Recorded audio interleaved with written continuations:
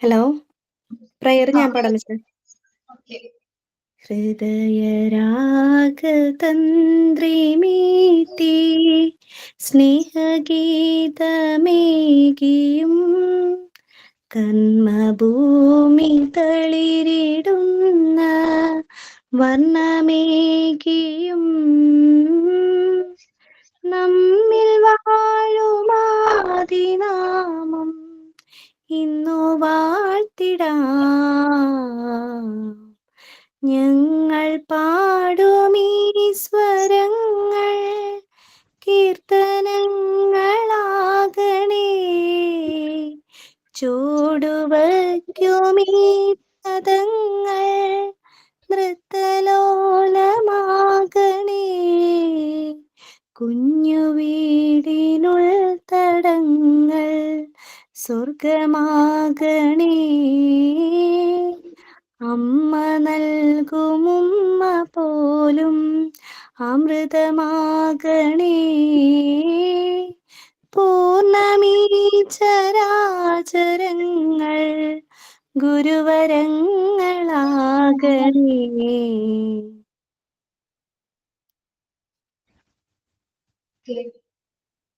Thought of the day. Take first step in faith. You don't have to see the whole staircase. Just take the first step. Martin Luther King. ആദ്യം okay. Signing കുറച്ച് എന്താ പറയാൻ പോയേ? ഞാൻ അതിനൊന്ന് explain ചെയ്യാന്ന് വിചാരിച്ചതായിരുന്നു. ഒന്നുമില്ല, നമ്മൾ എന്ത് കാര്യം ചെയ്യാൻ ഇറങ്ങുമ്പോൾ അതിന്റെ ഫസ്റ്റ് സ്റ്റെപ്പ് എടുക്കാൻ മടിക്കാതെ ചെയ്യുക. എന്നാലേ നമുക്ക് അതിന്റെ എല്ലാ സ്റ്റെപ്സിലേക്കും പോകാൻ പറ്റൂ. ആദ്യ സ്റ്റെപ്സ് എടുക്കാതെ നമുക്ക് അതിലേക്ക് എത്താൻ കഴിയില്ല എന്നാണ് മാർട്ടിൻ ലൂതർ കിങ് പറയുന്നത്.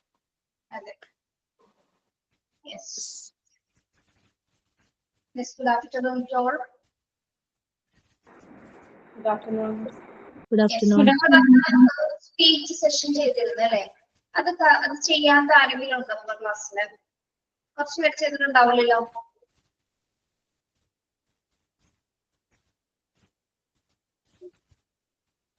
എല്ലാവരും ചെയ്തിരുന്നോ സ്പീച്ച്? ഇല്ല, ആരൊക്കെയോ ബാക്കി ഉണ്ടായിരുന്നു. ഇതിലിപ്പോ എല്ലാരും ചെയ്തോന്ന് അറിയില്ല.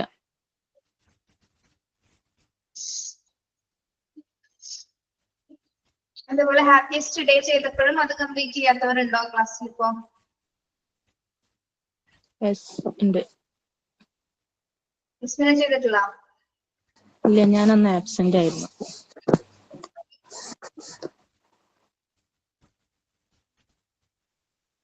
വേറെ ആരൊക്കെയാണ് ചെയ്യാഞ്ഞത് happiest day in my life?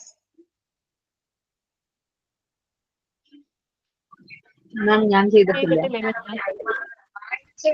ചെയ്യാത്തവര് മാത്രം ഒന്ന് പറഞ്ഞു. റസ്മിന ഉണ്ട്, രേവതി, സിജി, പിന്നെ ആര്യ? ഞാൻ ചെയ്തിട്ടില്ല മാം. ആര്യ ചെയ്തിട്ടില്ല മാം. ഓക്കെ. അപ്പൊ നമുക്ക് ഇന്ന് ഈ ഒരു സെഷൻ ചെയ്യാൻ, അത് കംപ്ലീറ്റ് ചെയ്യാൻ വേണ്ടിയിട്ടാണ് കേട്ടോ. അപ്പൊ happiest day in my life നിങ്ങൾ ചെയ്തിട്ടുണ്ടായ ഏറ്റവും നല്ലൊരു മൊമെന്റ്, അതിനെ കുറിച്ച് നിങ്ങളുടേതായ രീതിയിൽ അതിനൊന്ന് എക്സ്പ്ലെയിൻ ചെയ്യും. ഒരുപാട് അവരുത് ബ്രീഫ് ചെയ്ത് പറയാം കേട്ടോ. ആ ഒരു സമയത്ത് നിങ്ങൾ ഏത് ഫീലിങ്ങിലൂടെയാണ് കടന്നു പോയത്? എന്തായിരുന്നു നിങ്ങളുടെ ആ ഒരു സമയത്ത്? ആ ആറ്റിറ്റ്യൂഡ് എങ്ങനെയായിരുന്നു? അങ്ങനെ ആ ഒരു സമയം അതിനെ കുറിച്ച് നിങ്ങളൊന്ന് ഷെയർ ചെയ്യാം. ഓക്കെ, ആരാണ് പറയുന്നത്?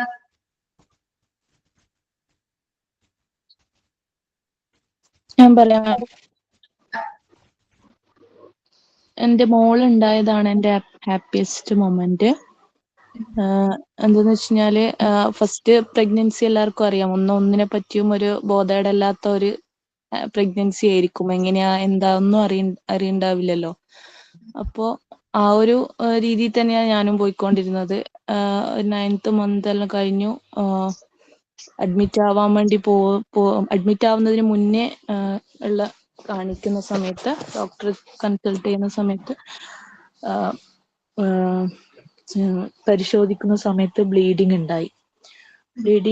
ഞാൻ നടന്നു പോകുമ്പോഴൊക്കെ ബ്ലഡ് പോകുന്ന രീതിയിൽ ആ രീതിയിലോട്ട് പോയി. അപ്പം ഡോക്ടേഴ്സ് അടക്കം ടെൻസ്ഡായി. പക്ഷെ എന്നെ ടെൻസ്ഡ് ആക്കാതിരിക്കാൻ വേണ്ടിയിട്ട് അവർ പരമാവധി ശ്രമിച്ചു. എന്നെ ലേബർ റൂമിലേക്ക് കൊണ്ടുപോയി. അപ്പൊ ആ സമയത്ത് എനിക്ക് ഡൗട്ട് ഉണ്ടായിരുന്നു. പക്ഷെ പുറത്ത് പറയുന്നതൊക്കെ ഞാൻ പിന്നീട് അറിഞ്ഞിട്ടുണ്ടായിരുന്നത്. ഞാൻ ശ്രദ്ധിക്കുമ്പോ എന്താ പറയാ, കുട്ടിയുടെ അനക്കം എനിക്ക് കിട്ടുന്നില്ല.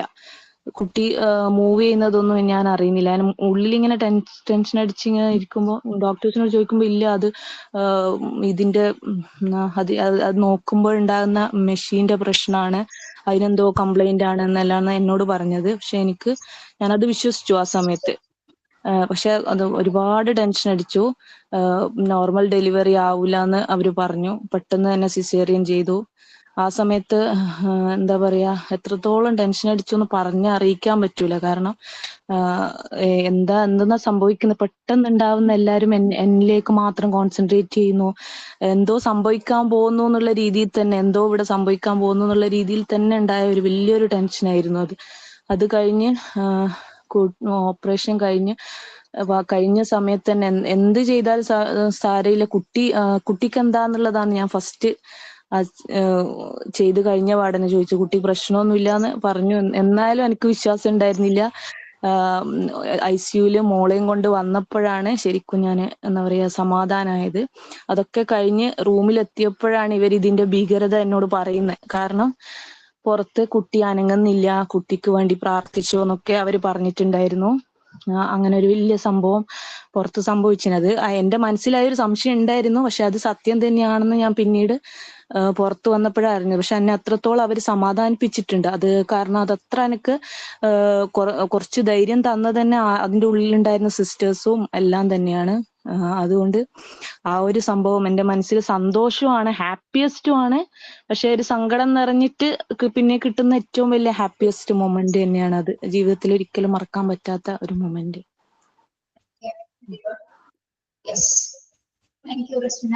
നെക്സ്റ്റ് ആരാണ്? ഞാൻ പറയാം മാം. ഞാൻ എൻ്റെ മോന്റെ ഡെലിവറിയുടെ കാര്യമാണ് പറയാൻ പോകുന്നത്. ആദ്യം എനിക്കൊരു അബോർഷൻ ആയായിരുന്നു. അപ്പൊ അതിന് വളർച്ചയില്ല എന്ന് പറഞ്ഞവര് നമ്മൾ അബോർട്ട് ചെയ്യുമായിരുന്നേ. അത് കഴിഞ്ഞ് രണ്ടാമത്തെ പ്രഗ്നൻസി ക്യാരി ആയി കഴിഞ്ഞപ്പം ഒരു ഹോസ്പിറ്റലിൽ ചെന്നപ്പോൾ അവർ പറഞ്ഞു, ഇവിടെ ഫേമസ് ആയിട്ടുള്ള ആശുപത്രി, അവിടെ ചെന്നപ്പോൾ അവർ പറഞ്ഞു കുഞ്ഞിന് ഇൻക്രീസ്ഡ് ND എന്ന് പറഞ്ഞാ കാണിക്കുന്നതെന്ന് പറഞ്ഞു. അപ്പം അതിന് അബോർഷൻ ചെയ്യണമെന്ന് പറഞ്ഞു. അപ്പൊ അവിടുന്ന് ഞങ്ങള് ഡിസ്ചാർജ് സമ്മറി വാങ്ങിച്ചിട്ട് ഞങ്ങള് വേറെ ഹോസ്പിറ്റലിൽ പോയി. അവിടെ ചെന്നപ്പോഴും അവരും അത് തന്നെ മിലിറ്ററിയിലെ ഡോക്ടറെ നോക്കി. അവരും പറഞ്ഞു ഇത് നമുക്ക് പറ്റത്തില്ല, മുന്നോട്ട് പോകാൻ പറ്റത്തില്ല, അതുകൊണ്ട് നമുക്ക് ഇത് മുന്നോട്ട് പോകാൻ ബുദ്ധിമുട്ടാന്ന് പറഞ്ഞു. നമ്മൾ അവിടെ റിപ്പോർട്ട് വാങ്ങിച്ചിട്ട് ലൈഫ് ലൈനിലോട്ട് പോയി. ലൈഫ് ലൈൻ വെച്ചപ്പം അവിടെ മെയിൻ ആണ് ഫെർട്ടിലിറ്റി സെന്റർ ആണ് അവിടുത്തേത്, അടൂർ എന്ന് പറഞ്ഞ ലൈഫ് ലൈനില്. അവിടെ ചെന്നു കഴിഞ്ഞപ്പോൾ അവര് പറഞ്ഞു ഇപ്പൊ നമുക്ക് ഒന്നും ചെയ്യാൻ പറ്റത്തില്ല, 5-ാം മാസത്തെ അനോമലി സ്കാൻ കഴിഞ്ഞിട്ട് മെയിനായിട്ട് നമുക്ക് നോക്കിയിട്ട് അതിന്റെ ടെസ്റ്റ് റിസൾട്ട്, അമിനോസിന്തസിസ് എന്ന് പറഞ്ഞൊരു പ്രൊസീജിയർ ഉണ്ട്, അത് ചെയ്തിട്ട് നോർമൽ ആണെങ്കിൽ മാത്രം ഇത് മുന്നോട്ട് കൊണ്ടുപോയാൽ മതി, അല്ലെ നമുക്ക് റിസ്ക് ആയിരിക്കും എന്ന് പറഞ്ഞു. അതിന് കുഞ്ഞിന് എന്തെങ്കിലും പ്രോബ്ലം ഉണ്ടാവും എന്ന് പറഞ്ഞു. അവിടെ സ്കാനിങ്ങിനകത്ത് ഇൻക്രീസ്ഡ് ND എന്നാണ് കാണിച്ചേക്കുന്നത്. അപ്പം ഹസ്ബൻഡിന് പോകാൻ നേരമായി. അങ്ങനെ ജോലി ഹസ്ബൻഡ് പോയി. പിന്നെ എല്ലാം നമ്മൾ തകർന്നിരിക്കുന്ന അവസ്ഥയാ. കുഞ്ഞിനെ കിട്ടുവോ ഇല്ലയോ. അപ്പം അവര് പ്രൊസീജിയർ ചെയ്യണമെങ്കിൽ 50% അമ്മയ്ക്ക് കുഞ്ഞിനെ ഒരു ഗ്യാരണ്ടി പറഞ്ഞിട്ടുള്ളത്. കാര്യം ഇത് അനസ്തേഷ്യ തരാതാ ചെയ്യുന്നതേ. അപ്പം അതിൻ്റെ അകത്ത് റിസ്ക് കൂടുതലാന്ന് പറഞ്ഞു. ഏതായാലും ആദ്യം കയറ്റി കഴിഞ്ഞപ്പം ICUവിനകത്താണെന്ന് എനിക്ക് ഇതിനെക്കുറിച്ച് വലിയ ഗ്രാഹ്യമൊന്നും ഇല്ലായിരുന്നു. അപ്പൊ കയറി കഴിഞ്ഞപ്പോ എല്ലാം കൂടെ കണ്ടപ്പോഴത്തേന് ഇറങ്ങി ഓടി ഞാൻ. എനിക്ക് അതുപോലെ ടെൻഷനായിരുന്നു, മെന്റലി ആകെ തകർന്നു. അത് കഴിഞ്ഞ് വീണ്ടും 2 ദിവസം അവിടെ കിടത്തിയിട്ട് വീണ്ടും അവർ എന്നെ കയറ്റി അവര് അമിനോസിന്തസിസ് ചെയ്തു. സ്ക്രീനെ നോക്കി ഫ്ലൂയിഡ് എടുത്തു. അപ്പം ഇത് ഫിഷ് എന്ന് പറഞ്ഞൊരു പ്രൊസീജിയർ ചെയ്യും. ഫിഷ് ചെയ്ത് കഴിയുമ്പം 16 ക്രോമസോം എടുത്ത് അതിന്റെ റിസൾട്ട് വരാൻ വേണ്ടിയിട്ട് ഒരാഴ്ച അല്ലെങ്കിൽ 1 മാസമൊക്കെ, പുറത്ത് വിടുവാണെങ്കിൽ 1 മാസം, അവിടെ തന്നെ ആകുമ്പം ഒരാഴ്ചക്കുള്ളിൽ കിട്ടും. അത് അവിടുത്തെ മെയിൻ ആയിട്ടുള്ള ഹോസ്പിറ്റലിന്റെ പ്രത്യേകത. അപ്പൊ അത് ചെയ്തു ഒരാഴ്ച എന്ന് പറഞ്ഞു കഴിഞ്ഞാൽ ഈ മുള്ളിക്കൂടെ പോകുന്ന പോലെ മുള്ളലിന്റെ മണ്ടയ്ക്കൂടെ നടക്കുന്ന അവസ്ഥയാണ്. കാര്യം ഊണില്ല, ഉറക്കമില്ല, ടെൻഷൻ. 1 ഗ്രാമിന്റെ ഗുളിക എടുത്തു തുടങ്ങി. 2 നേരം 1 ഗ്രാം ഷുഗർ കൂടുതലായി. അത് കഴിഞ്ഞിട്ട് റിസൾട്ട് വരുന്നിടം വരെ ടെൻഷനായിരുന്നു. അതിന് റിസൾട്ട് വന്നു കഴിഞ്ഞ് 16 ക്രോമസോം എടുത്തപ്പം ഞങ്ങൾക്ക് ഫാമിലിയിൽ ആർക്കും കുഴപ്പമില്ലാത്തതാണ്, ഹസ്ബൻഡിന്റെ. പക്ഷെ എന്തോ അവർ ജീനിനകത്ത് എന്തെങ്കിലും പ്രോബ്ലം കാണുമെന്ന് അവർ പറയുന്നത്. മൂക്കിന്റെ പാലത്തിന് എന്തോ പ്രോബ്ലം എന്ന് കാണിച്ചത്. ഏതായാലും ആ റിസൾട്ട് വന്നു. റിസൾട്ട് വന്നു കഴിഞ്ഞപ്പോൾ എല്ലാം നോർമൽ ആയിരുന്നു. അതുവരെ എന്ന് പറഞ്ഞാൽ ഭയങ്കര ടെൻഷനായിരുന്നു. അത് കഴിഞ്ഞ് പിന്നെ അവർ വിടത്തില്ല അവിടുന്ന്. എന്തായാലും ആ ഹോസ്പിറ്റലിൽ തന്നെ ബാക്കി കണ്ടിന്യൂ ചെയ്യണമെന്ന് പറഞ്ഞു. പിന്നെ ഞങ്ങൾ റിസ്ക് എഴുതി വാങ്ങിച്ചു. വേറെ ഹോസ്പിറ്റലിലോട്ട് പോയി, പുഷ്പയിലോട്ട് പോയി. അവിടെ ചെന്നു.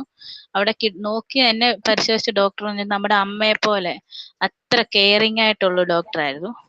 അതേതായാലും നോർമലാക്കി. ദൈവത്തിന്റെ അനുഗ്രഹം കൊണ്ട് ഒരു കുഴപ്പവും ഇല്ലാതെ എല്ലാം ഭംഗിയായിട്ട് എൻ്റെ മോനെ കിട്ടിയ ആ നിമിഷം ഞാൻ എൻ്റെ ജീവിതത്തിൽ ഒരിക്കലും മറക്കാത്ത നിമിഷം. ദൈവം അനുഗ്രഹിച്ച ഒരു കുഴപ്പവും ഇല്ലാതെ എനിക്ക് കിട്ടിയ എൻ്റെ മോനെ. Thank you. Okay, Anya.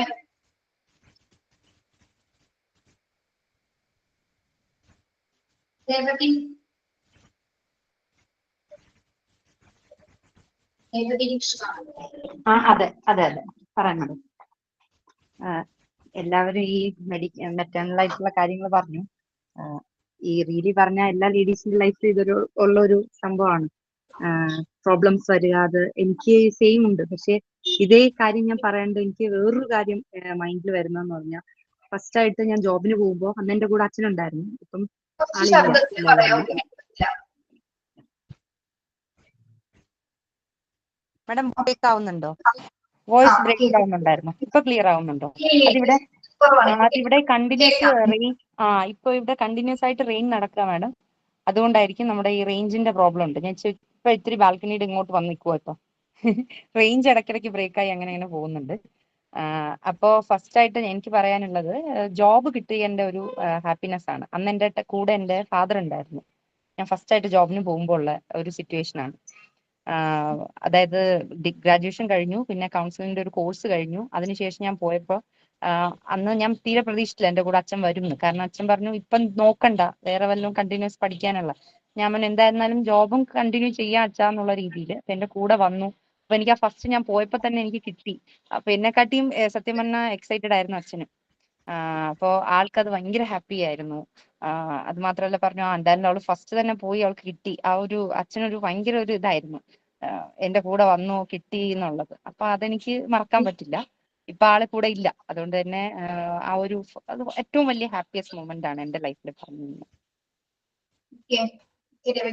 Thank you. Next സിജി. Hello miss. ഹാപ്പിയസ്റ്റ് മൊമെന്റ് എന്ന് പറയുമ്പോ അധികമില്ല. ട്രാജഡികളാന്ന് വെച്ചാൽ കുറെ ഉണ്ട്. ട്രാജഡികൾ പറയാന്ന് വെച്ചാൽ കുറെ ഉണ്ടാവും. ഇപ്പൊ എല്ലാരും പറഞ്ഞ പോലെ പ്രഗ്നൻസിയിൽ ഭയങ്കര ബുദ്ധിമുട്ടായിരുന്നു. കുറെ കഷ്ടപ്പാടൊക്കെ അനുഭവിച്ചിട്ടാണ് മോളെ കിട്ടിയത്. ഇപ്പൊ അതന്നെ പറയുമ്പോ ഒരു ഇതില്ലല്ലോ. പിന്നെ മോൾക്ക് ഡെലിവറി കഴിഞ്ഞിട്ട് അവൾക്ക് വയ്യാതായി. അപ്പൊ ഭയങ്കര കോംപ്ലിക്കേറ്റഡ് ആയിരുന്നു. നമുക്ക് കൈവിട്ട് പോകുന്നുള്ള അവസ്ഥ വരെ എത്തിയിരുന്നു. അവിടെ നിന്നൊക്കെ റിക്കവർ ആയി നമ്മുടേതായിട്ടുള്ള വിശ്വാസങ്ങളും കാര്യങ്ങളൊക്കെ ചെയ്ത് അങ്ങനെ കൊണ്ടുവന്നു. അപ്പോഴും ഒരു ഹാപ്പിയസ്റ്റ് ആയിരുന്നു. പിന്നെ ഇപ്പൊ പറയാന്ന് വെച്ച് കഴിഞ്ഞിട്ടുണ്ടെങ്കിൽ എനിക്ക് അച്ഛൻ്റെ അമ്മയുടെയും കാര്യം പറയാം. ഇപ്പൊ ഞാനും എൻ്റെ ചേച്ചി 2 പെൺമക്കളാണ്. അപ്പൊ ചേച്ചിക്ക് ഇവിടെ ജോലിയുണ്ട് ഹാർട്ട് ഹോസ്പിറ്റലില് തൃശ്ശൂര്. റേഡിയോളജിസ്റ്റ് ആയിട്ട് വർക്ക് ചെയ്യാണ്. അപ്പോൾ അവളുടെ പഠിത്തത്തിനും കാര്യങ്ങൾക്കൊക്കെ ആയിട്ട് അച്ഛൻ കുറേ ബുദ്ധിമുട്ടുകൾ ഉണ്ടായിരുന്നു, ഈ പഠിപ്പിക്കാനും കാര്യങ്ങൾക്കൊക്കെ ആയിട്ട്. അപ്പോൾ ലോണും കാര്യങ്ങളൊക്കെ നമ്മൾ അന്വേഷിച്ചിട്ട് നമുക്ക് കിട്ടിയിരുന്നില്ല. അപ്പൊ അച്ഛൻ തന്നെയാണ് കഷ്ടപ്പെട്ട് പഠിപ്പിച്ചത്. ആ സമയത്തൊക്കെ ഒരു 4-4.5 ലക്ഷം വരിക എന്ന് പറയുമ്പോൾ തന്നെ ഭയങ്കര ഒരു പൈസയാണ്. അച്ഛൻ മാത്രമാണ്, അച്ഛൻ്റെ ഒരു അധ്വാനം കൊണ്ടാണ് ഞങ്ങളെ പഠിപ്പിക്കുകയും കല്യാണം കഴിക്കുകയൊക്കെ ചെയ്തത്. അപ്പോ നല്ല ചെറുതില് അങ്ങനെ ബുദ്ധിമുട്ടും കാര്യങ്ങളും ഒന്നും അനുഭവിക്കേണ്ടി വന്നിട്ടില്ല. പക്ഷെ കുറച്ചും കൂടി വലുതായപ്പോഴാണ് നമുക്ക് എന്താ പറയാ ഒരു എല്ലാവരെയും പോലെ അടിച്ചു പൊളിച്ച് നടക്കാം എന്നുള്ള ഒരു ഘട്ടം എത്തിയപ്പോഴാണ് നമുക്ക് തീരെ അതിനോട് പറ്റാത്തൊരു സിറ്റുവേഷൻ ആയത്. അപ്പോ അച്ഛൻ്റെ കയ്യിലത്തെ ഫുൾ സമ്പാദ്യവും എല്ലാം ചേച്ചിക്ക് വേണ്ടിയിട്ട് മാറ്റി വെച്ചു. അപ്പൊ എന്റെ കാര്യം വന്നപ്പോ, എനിക്ക് പഠിപ്പിന്റെ കാര്യം വന്നപ്പോ എനിക്ക് അഡ്വക്കേറ്റ് ഒക്കെ ആവാനായിരുന്നു ഇഷ്ടം. എനിക്ക് LLB എടുക്കണം ആഗ്രഹമായിരുന്നു. പക്ഷെ അച്ഛന്റെ സാമ്പത്തിക സ്ഥിതി മോശമായതുകൊണ്ട് തന്നെ നമ്മൾ ഫാർമസിക്ക് ചേർന്നു. ഫാർമസിയുടെ അസിസ്റ്റന്റ് കോഴ്സിന് ചേർന്ന് പഠിച്ചു. അപ്പോൾ ഞങ്ങൾക്ക് ഉണ്ടായിരുന്ന ഗോൾഡും കാര്യങ്ങളൊക്കെ കൊടുത്തിട്ടാണ് ചേച്ചിയുടെ ഫൈനൽ എക്സാമും കാര്യങ്ങളൊക്കെ അവള് എക്സാം എഴുതിയത്. പൈസ അടച്ചിട്ടില്ലെങ്കിൽ അവിടുന്ന് എക്സാം എഴുതിക്കില്ല, അങ്ങനെ ഇങ്ങനെയൊക്കെ പറഞ്ഞിട്ട് അങ്ങനെ അവളുടെ അത് കോഴ്സ് കംപ്ലീറ്റ് ആയി. അതിനുശേഷം എൻ്റെ അമ്മയ്ക്ക് ഒരു എന്താ പറയാ, ഓരോ കല്യാണങ്ങൾക്ക് പോകുമ്പോഴായാലും എല്ലാവരും ഇങ്ങനെ ഗോൾഡ് ചെയിനും കമ്മലും അതൊക്കെ ഇടുമ്പോഴും അമ്മ മുക്കിന്റെ ആയിരുന്നു ഉപയോഗിച്ചിരുന്നത്. അപ്പൊ അത് ഭയങ്കര വിഷമാണ്. എല്ലായിടത്തും പോകുമ്പോ നമ്മൾ അതിനെ പറ്റിയിട്ട് ചിന്തിക്കുന്നില്ല. നമുക്ക് അത്രയും ആയിട്ടില്ലല്ലോ. നമുക്ക് എന്താ ചെയ്യാ അങ്ങനെയൊന്നുമില്ല. പിന്നീട് എനിക്ക് ജോലിയും കാര്യങ്ങളൊക്കെ ആയി. ഇപ്പൊ അസിസ്റ്റന്റ് കോഴ്സ് ആയാലും ഒരു ഹോസ്പിറ്റലിൽ വർക്ക് ചെയ്തു. ഒരു 2-3 വർഷമൊക്കെ വർക്ക് ചെയ്ത് കഴിഞ്ഞപ്പോൾ ആ സാലറി കിട്ടിയോണ്ട് ഞാൻ എൻ്റെ അമ്മയ്ക്ക് ഒരു കമ്മല് മേടിച്ചു കൊടുത്തു. അപ്പൊ അത് കണ്ടപ്പോഴേക്കും അമ്മയുടെ കണ്ണൊക്കെ നിറഞ്ഞു. അതൊരു ഹാപ്പിയസ്റ്റ് മൊമെന്റ് ആണ്. അത്രയും നാള് നമ്മളെ വളർത്തി വലുതാക്കിയ ആൾക്കാർക്ക് നമ്മള് എന്തെങ്കിലും ചെറുതായാലും നമ്മളെ കൊണ്ട് കഴിയണതൊന്ന് ചെയ്യാൻ സാധിച്ചൂല. അപ്പൊ അതൊരു ഹാപ്പിയസ്റ്റ് മൊമെന്റ് ആയിട്ട് ഇപ്പോഴും എൻ്റെ മനസ്സിലുണ്ട്. പക്ഷെ നമ്മുടെ ബുദ്ധിമുട്ട് കൊണ്ട് സാഹചര്യങ്ങൾ കൊണ്ടും വീണ്ടും അത് പണയം വെക്കേണ്ട അവസ്ഥയായി. ഓക്കെ ഓക്കെ സ്ഥിതി കഴിഞ്ഞോ പറഞ്ഞേ? പറഞ്ഞു കഴിഞ്ഞു മാം. ഞാനാണ്. നിങ്ങള് ഒരു കാര്യം മനസ്സിലാക്കുമ്പോൾ നമ്മളിവിടെ പറഞ്ഞുകൊണ്ടിരിക്കുന്നത് ഹാപ്പിയസ്റ്റ് മൊമെന്റ് ആണ് അല്ലെ? പക്ഷെ ഹാപ്പിയസ്റ്റ് മൊമെന്റിനെ കുറിച്ച് പറയുമ്പോ ആ ഒന്ന് സന്തോഷിച്ച ആ നിമിഷത്തെ അല്ലെങ്കിൽ സങ്കടമാണ് തോന്നുന്നത് അല്ലെ? അത് ഏറ്റവും കൂടുതൽ സന്തോഷിച്ച സമയമാണ്. പക്ഷെ ഇപ്പൊ നമ്മൾ അതിനെ കുറിച്ച് ഓർക്കുമ്പോൾ നമുക്കത് സങ്കടമാണ് വരുന്നത്. ഇനി ഇത് തിരിച്ചു വരാം. അതായത് നമ്മള് ഏറ്റവും കൂടുതൽ സങ്കടപ്പെട്ട സമയം ഓർക്കുമ്പോൾ ചില സമയങ്ങളിൽ നമ്മൾ ഇതിനായിരുന്നു അത് സങ്കടപ്പെട്ട അതിന്റെ ഒരു ആവശ്യമില്ലായിരുന്നു എന്ന് നമുക്ക് പിന്നീട് തോന്നാം അല്ലെ? അങ്ങനെ ഉണ്ടാവുന്ന സന്ദർഭങ്ങൾ ഉണ്ടാവാറുണ്ട്. ഓക്കെ സാഹചര്യങ്ങളുടെ ഇതിലാണ് നമ്മൾ ഇങ്ങനെ മറഞ്ഞുകൊണ്ടിരിക്കുന്നത്. ഓക്കെ എല്ലാവരും ഹാപ്പിയസ്റ്റ് മൊമെന്റ് എന്ന് പറഞ്ഞാൽ എല്ലാവരും ഭയങ്കര വിഷമിച്ചിട്ടാണ് ഇത് പറഞ്ഞുകൊണ്ടിരിക്കുന്നത്. കേൾക്കുമ്പോ തന്നെ ഒരു കിളിന്റെ തോന്നുന്നത്. ഓക്കെ നിങ്ങളെ ഞാൻ ആരും ഇതായിട്ട് പറയുന്നില്ല കേട്ടോ. നമ്മളത് അത് അറ്റ് എൻഡ് ഓഫ് നമുക്ക് സമാധാനവും സന്തോഷവും ഹാപ്പിയാണ്. പക്ഷെ അതിലൂടെ കടന്നു പോകുമ്പോ ഉണ്ടായത് സങ്കടങ്ങളാണ് നമ്മൾ അത്. ഇനി ആരാണ് ചെയ്യാനുള്ളത്? ഞാൻ ചെയ്യണ്ട മാം. നിത്യ പറയൂ. എന്റെ ഹാപ്പിയസ്റ്റ് മൊമെന്റ് എന്ന് പറയുന്നത് വെച്ചാൽ എന്റെ കസിന്റെ എൻഗേജ്മെന്റ് ഡേ ആയിരുന്നു. ഞങ്ങൾ എല്ലാവരും കേൾക്കുന്നില്ല. എന്റെ ഹാപ്പിയസ്റ്റ് മൊമെന്റ് എന്ന് പറയുന്നത് കസിന്റെ എൻഗേജ്മെന്റ് ഡേ ആയിരുന്നു. അത് ഞങ്ങളെല്ലാം ഫാമിലി മെമ്പേഴ്സ് ഒക്കെ ഭയങ്കര വെയിറ്റ് ചെയ്തുകൊണ്ടിരുന്ന ഒരു ദിവസമായിരുന്നു. ചേച്ചിയൊക്കെ ഭയങ്കരമായിട്ട് ഒരുങ്ങി നല്ല സുന്ദരിയായിട്ടായിരുന്നു എൻഗേജ്മെന്റ് ഡേക്ക് ഉണ്ടായിരുന്നത്. ഞങ്ങള് അപ്പോഴാണ് കുറെ വർഷങ്ങൾക്ക് ശേഷം റിലേറ്റീവ്സിനൊക്കെ കാണുന്നത് നന്നായിരുന്നു. അപ്പൊ റിലേറ്റീവ്സിനെ കാണുമ്പോൾ ഭയങ്കര സന്തോഷമാണ്. എല്ലാവരോടും സംസാരിക്കാനൊക്കെ സമയം ഉണ്ടായിരുന്നു. അതാണ് എന്റെ ഹാപ്പിയസ്റ്റ് മൊമെന്റ് എന്ന് പറയുന്നത്.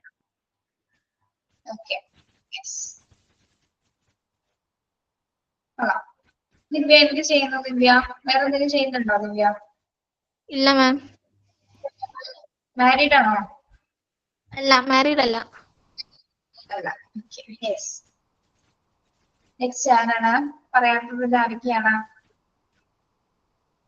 നമ്മൾ ആദ്യമേ ചെയ്തു പോകുന്ന ഇനി ലാസ്റ്റ് അങ്ങോട്ട് പോകുന്നതിനനുസരിച്ച് നമുക്ക് പോർഷൻസ് എടുക്കാൻ മാത്രമേ നേരം ഉണ്ടാവുള്ളൂ. സെഷൻസോ ആക്ടിവിറ്റീസോ ഒന്നും ചെയ്യാൻ പറ്റില്ല. അപ്പൊ അതുകൊണ്ടാണ് ആദ്യത്തെ ക്ലാസ്സുകളിൽ തന്നെ തീർക്കും. പോർഷൻസ് എടുത്ത് തുടങ്ങി കഴിഞ്ഞാൽ പിന്നെ അത് കംപ്ലീറ്റ് ചെയ്ത് തീർക്കാനായിട്ടായിരിക്കും നമ്മൾ പോകുന്നത്. പിന്നെ ആക്ടിവിറ്റീസ് ഒന്നും ചെയ്യാൻ പറ്റില്ല. നിങ്ങൾക്ക് ഒരു റിലാക്സ്ഡ് പീരീഡ് അല്ലെങ്കിൽ റിഫ്രഷ്മെന്റ് പീരീഡ് എന്ന പോലെ കിട്ടുന്ന ഒരു ലക്ഷർ പീരീഡ് ആണല്ലോ. ഞാനാണ് പാർട്ടിസിപ്പേറ്റ് ചെയ്യാത്ത ആരൊക്കെയാണ്?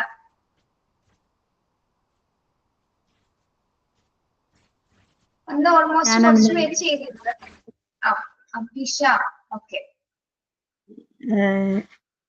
പറഞ്ഞ പെട്ടെന്ന് ഇല്ല, എല്ലാരും ഇപ്പൊ പറഞ്ഞ പോലെ കുട്ടികളുണ്ടാവുക ആ ഒരു സ്റ്റേജ് ഹാപ്പിയസ്റ്റ് മൊമെന്റ് തന്നെയാണ്. പക്ഷെ കുറച്ചും കൂടി എനിക്ക് പറയാനുള്ളതെന്ന് വെച്ച് കഴിഞ്ഞാല് ഞങ്ങളുടെ മാരേജ് തന്നെയാണ്.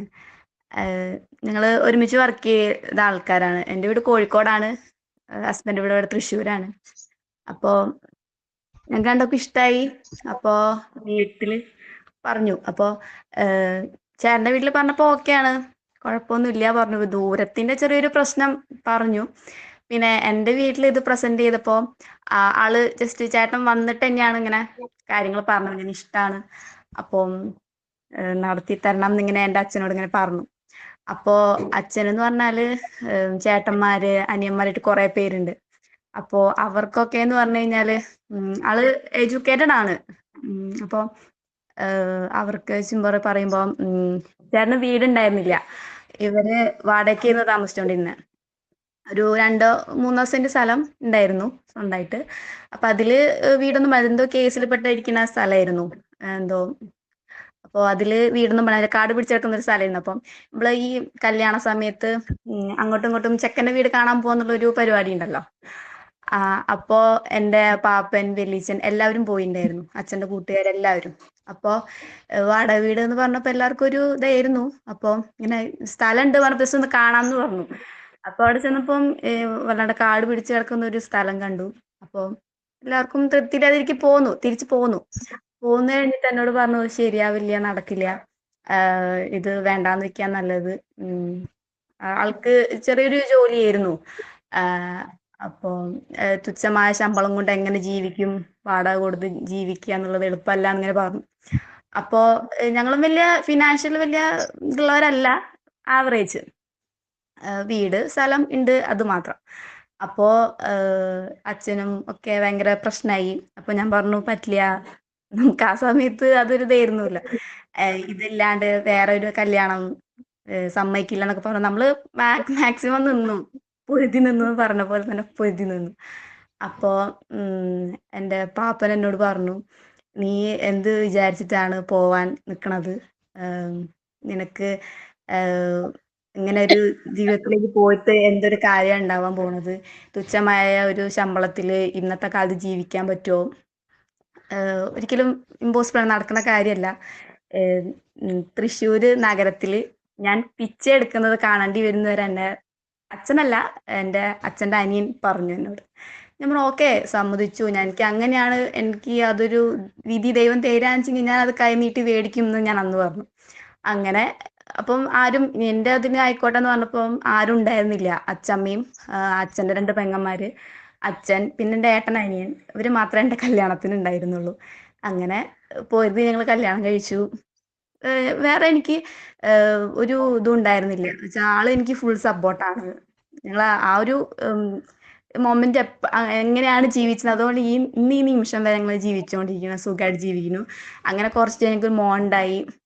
മോപ്പ് LKG പഠിക്കുന്നു. അവ ഉണ്ടായി കഴിഞ്ഞ് ഞങ്ങള് കുറച്ചുകൂടെ ഒരു കുറച്ച് കഷ്ടപ്പാടുണ്ടായിരുന്നു. പിന്നെ ആൾക്കിപ്പം ഇവിടെ തൃശ്ശൂർ HDFC ബാങ്കില് വർക്ക് ചെയ്യാണ്. അത്യാവശ്യം നല്ലൊരു സാലറി ഉള്ള ഒരു ഇതിലാണ് ആള്. ടെല്ലറായിട്ടാ, ഈ ചെക്കിന്റെ ഓതറൈസർ ആയിട്ട് ജോലി ചെയ്യണ്. ചെറിയതിൽ തന്നെയാണ് കയറിയത്. പിന്നെ ആൾക്ക് പ്രൊമോഷൻ കിട്ടിയതായി. ഇപ്പൊ ഞങ്ങളൊരു വീട് വെച്ചു, സ്വന്തമായിട്ടൊരു വീട് വെച്ചു. അപ്പോ ആ ഒരു ഇതിൽ എനിക്ക് എന്താ പറയാ, ഇങ്ങനെ നമ്മളെന്താ പറയാ, സ്വന്തം ആൾക്കാരെന്നെ നമ്മളിങ്ങനെ പോയാലും നമ്മളിങ്ങനെ തെണ്ടി ജീവിക്കേണ്ടി വരും എന്ന് പറഞ്ഞിട്ടുള്ള ഒരു ഇതിൽ നമ്മൾ സ്വന്തമായിട്ടൊരു വീട് വെച്ച് ഇപ്പൊ സുഖമായിട്ട് ജീവിക്കണു എന്ന് പറഞ്ഞപ്പോ അതൊരു എനിക്ക് പറയാൻ പറ്റാത്ത രീതിയിലൊരു എന്താ പറയാ സന്തോഷമുള്ള ഒരു ഇതായിരുന്നു. ഇപ്പൊ എൻ്റെ അച്ഛൻ വരെ ഇപ്പൊ എന്നോട് പറഞ്ഞിട്ടുണ്ട്, എനിക്ക് ഈ ഒരു ലൈഫിൽ എൻ്റെ ഇഷ്ടത്തിന് ഞാൻ ഇതാക്കിയതാണെങ്കിൽ പോലും സമ്മതിച്ച് തന്നിണ്ടായിരുന്നെങ്കിൽ ഉള്ള അവസ്ഥ എൻ്റെ അച്ഛൻ എപ്പോഴും എന്നോട് പറയും.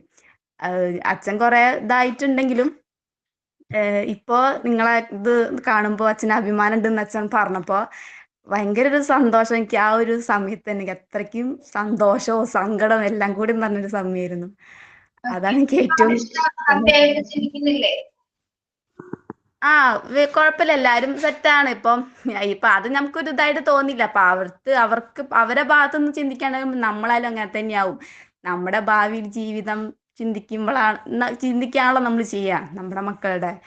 അപ്പൊ അത് ഇപ്പോഴും എല്ലാരായിട്ട് തന്നെയാണ്. എന്നാലും പറഞ്ഞ വാക്കുകൾ തിരിച്ചെടുക്കാൻ പറ്റില്ല എന്നുള്ളൊരു സങ്കടം അവർക്ക് ഞങ്ങളെ കാണുമ്പോ ഉണ്ട് എന്നുള്ളൊരു കുഴപ്പം മാത്രം.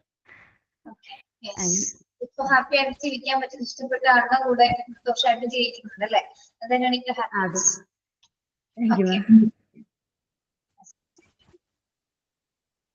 അടുത്തത് ആരാണ്?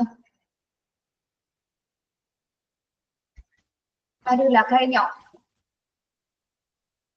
ഇല്ല മാം, ഞാൻ ഉണ്ട്, ബിനിഷ. പറയൂ. എല്ലാരും പറഞ്ഞ പോലെ തന്നെ എനിക്കും ഡെലിവറിയുടെ കാര്യം തന്നെ പറയാറുള്ളത് മാം. ഡിസംബർ 18-നാണ് ഞങ്ങൾ പോയി ഹോസ്പിറ്റലിൽ അഡ്മിറ്റ് ആവുന്നത്, ഫസ്റ്റ് ഡെലിവറിക്ക് വേണ്ടിയിട്ട്. 19-ന് ഡെലിവറി കഴിഞ്ഞു. അന്ന് രാവിലെ 18-ന് പോയിട്ട് അഡ്മിറ്റ് ആയിട്ട് അവര് പിന്നെ വൈകുന്നേരം ലേബർ റൂമിൽ കയറ്റിയിട്ട് പിറ്റേ ദിവസം 19-ന് ലേബർ റൂമിൽ 6:25 രാവിലെ കയറ്റിയിട്ട് പിന്നെ 6:25 PM പിന്നെ ഞാൻ ഡെലിവറി കഴിയാണ്ട്. അതുവരെ അതിൻ്റെ ഉള്ളില് അത്രയും പെയിന് സഹിച്ചിട്ടായിരുന്നു ഉണ്ടായിരുന്നെ. ഇപ്പൊ പ്രസവിക്കും പറഞ്ഞിട്ട് ആദ്യം വേദന എടുത്തതും കരഞ്ഞതും ഒക്കെ ഞാനാണ്. എൻ്റെ ഒപ്പം ഒരുപാട് പേരുണ്ടായിരുന്നു. പക്ഷെ എല്ലാരും ഇതേപോലെ ഓരോരുത്തരായിട്ട് ഡെലിവറി കഴിഞ്ഞ് ഇങ്ങനെ പോയിക്കൊണ്ടിരിക്കുക. അപ്പൊ എനിക്ക് വെള്ളത്തിന് ദാഹിച്ചിട്ടും കരഞ്ഞിട്ടും വെള്ളത്തിന് ദാഹിക്കുമ്പോ ഞാൻ അങ്ങനെ ചോദിക്കും. അപ്പൊ അവിടുന്ന് ടാപ്പ് തുറന്നിട്ട് അവര് വെള്ളം എടുത്ത് തരും. എൻ്റെ ഒപ്പമുള്ളവരൊക്കെ ഇതേപോലെ ഡെലിവറി കഴിഞ്ഞ് പോകുമ്പോ അവർക്കൊക്കെ ജ്യൂസ്, ചായ എന്നൊക്കെ പറഞ്ഞിട്ട് ഓരോന്ന് കൊടുക്കും. അപ്പൊ അതൊക്കെ കാണുമ്പോ എനിക്ക് ഭയങ്കര വിഷമമായിരുന്നു. അത് കൂടെ നമുക്ക് പെയിനും. പിന്നെ ഇടയ്ക്കിടയ്ക്ക് വാതിൽ തുറക്കുമ്പോ എല്ലാരും ചോദിക്കും ബിനിഷടായോ എന്നിങ്ങനെ ചോദിക്കും. അപ്പോഴൊക്കെ അതിന്റെ ഉള്ളിൽ കിടന്നിട്ട് നമുക്ക് എന്താ പറയാ, നമുക്ക് ആ അവസ്ഥ ഒന്നും പറഞ്ഞറിയിക്കാൻ പറ്റില്ല. അത്രയും ഭയങ്കര ആയിട്ടുള്ള ഒരു കാര്യമായിരുന്നു. ഇപ്പോഴും കുഞ്ഞിന്റെ ബർത്ത്ഡേ ആകുമ്പോഴൊക്കെ എനിക്ക് രാവിലെ മുതൽ അതിന്റെ ഉള്ളിൽ അത്രയും നേരം കടന്നതിന്റെ വേദനയാണ് വരും. ഇന്നലെ കഴിഞ്ഞ പോലെ തന്നെ നമുക്കതിങ്ങനെ മനസ്സിക്ക് ഇങ്ങനെ വരും. ഇപ്പൊ മോൾക്ക് 7 വയസ്സായി. എത്ര കഴിഞ്ഞാലും ആ ഒരു വേദന തന്നെ. എന്നിട്ട് ഡെലിവറി ഉണ്ടായില്ല, നോർമൽ ഡെലിവറി ആയിരുന്നില്ല, സിസേറിയൻ ചെയ്യേണ്ടി വന്നു. ഒരു വൈകുന്നേരം 6:25 ആയപ്പോ ഡോക്ടർ എല്ലാരും വിളിച്ചു, ഏട്ടനെയൊക്കെ വിളിച്ച് അമ്മനെ അച്ഛനൊക്കെ വിളിച്ചിട്ട് പറഞ്ഞു കുഞ്ഞ് തല തിരിഞ്ഞ് വരണില്ല എന്ന് പറഞ്ഞു. ഇങ്ങനെ സിസേറിയൻ ചെയ്യണം പറഞ്ഞു. എന്നിട്ട് ഞാൻ അതിന്റെ ലേബർ റൂമിന്റെ പുറത്ത് കൊണ്ടുവന്ന് വന്നപ്പോ എല്ലാരും ഭൂലോകം, ഏട്ടനും അമ്മയൊക്കെ ബോധം പോയിട്ട് വീണണ്ടും കരഞ്ഞിട്ട്. അത്ര നേരം രാവിലെ ഇപ്പൊ കഴിച്ചിട്ട് നിന്നിട്ട് ആരും ഇതുവരെയായിട്ട് ഡെലിവറി ചെയ്യാനിട്ട്. പിന്നെ വീട്ടിലെല്ലാവർക്കും ഒരുവിധമൊക്കെ ഡെലിവറി നോർമൽ ഡെലിവറി ആയിരുന്നു. എനിക്ക് മാത്രമേ സിസേറിയൻ ചെയ്യേണ്ടി വന്നുള്ളൂ. അപ്പൊ ഇതൊക്കെ ആദ്യമായിട്ട് ഇങ്ങനെ ഒരു അനുഭവം നടക്കുമ്പോൾ ഞാൻ എൻ്റെ വീട്ടിലെ മൂത്ത മോള്. അപ്പൊ എല്ലാവർക്കും ഭയങ്കര ടെൻഷനും പേടിയൊക്കെ കാര്യങ്ങളൊക്കെ ആയിരുന്നു. എന്നിട്ട് പുറത്ത് വന്നപ്പോ അതേപോലെ എല്ലാരും കരഞ്ഞ് എല്ലാരും ആകതായിരുന്നു. ഞാൻ അതിന്റെ ഉള്ളില് ഓക്സിജനൊക്കെ വെച്ച് തന്നിട്ടുണ്ടായിരുന്നു. എനിക്ക് ബ്രീത്ത് ചെയ്യാൻ പറ്റുന്നില്ല പറഞ്ഞിട്ട് അതൊക്കെ പുറത്ത് വന്നിട്ട് ഓരോരുത്തർ പറഞ്ഞപ്പോ ഇവർക്ക് പേടിയായിട്ട് അങ്ങനെ സിസേറിയൻ ചെയ്യേണ്ടി വന്നു. ലാസ്റ്റ് സിസേറിയൻ ചെയ്യേണ്ടി വന്നിട്ട് ഭയങ്കര പെയിനായിരുന്നു മേഡം, പറയാൻ പറ്റില്ല. നമുക്ക് നോർമലായിട്ടുള്ള വേദന സഹിച്ചിട്ട് ലാസ്റ്റ് സിസേറിയൻ ചെയ്യേണ്ടി വരേണ്ട അവസ്ഥ ഉണ്ടല്ലോ, ഭയങ്കരാണ്. എല്ലാരും പറയില്ലേ നോർമലായിട്ട് പ്രസവിച്ചവരെ കുറിച്ചിട്ട് പറയില്ലേ. അപ്പൊ നമുക്ക് നോർമൽ വേദന അനുഭവിച്ചിട്ട് സിസേറിയൻ ചെയ്യേണ്ടി വന്ന ഒരു സ്ത്രീകളുടെ അവസ്ഥ ഭയങ്കര ഇതാണ്. അപ്പൊ നമുക്ക് എപ്പോഴും സന്തോഷത്തിക്ക് എത്തിയപ്പോ പോലും ആ സങ്കടം ഒരിക്കലും മറക്കാൻ പറ്റാത്തതായിരുന്നു. ഓക്കെ, ശരി. Okay, thank you Binisha. അടുത്തതാരാണ്?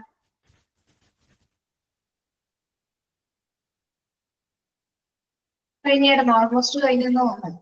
ഞാനത് ചെയ്യാറുണ്ടോ മധ്യസ്ഥ ഡേ?